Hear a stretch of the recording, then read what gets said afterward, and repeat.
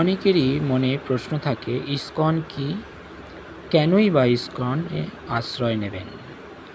উত্তর হচ্ছে, আন্তর্জাতিক কৃষ্ণ ভাবনামৃত সংঘ ইসকন শ্রীমান মহাপ্রভু শিক্ষা অনুসারে আচার ও প্রচার কার্য করছে। তাতে অংশগ্রহণ করে আমাদের পারমার্থিক উন্নতি সাধন করার জন্য ইসকন এ আশ্রয় নেওয়া কর্তব্য। বলা হয়েছে, দীক্ষা গ্রহণ করলে গুরুর আদেশ ও জন্মে এবং জন্মান্তর ধরে পালন করতে হবে। আপনি কি তা বিশ্বাস করেন? গুরু গ্রহণের প্রয়োজনীয়তাই বা কী আছে?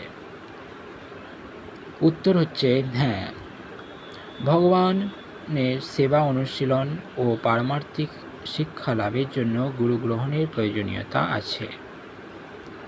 আমরা কি করে সদ্গুরুর যোগ্যতা চিনব বা সদ্গুরু বাছাই করে নেব?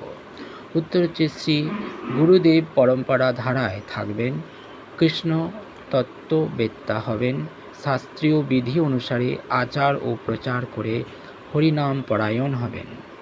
এই রকম গুরুই আমাদের স্মরণ করা উচিত।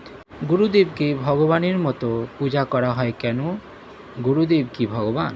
উত্তর হচ্ছে, গুরুদেব হচ্ছেন ভগবানের প্রতিনিধি এবং শ্রীকৃষ্ণর প্রিয়জন, তাই ভগবানের মতো পূজা করাই হয়।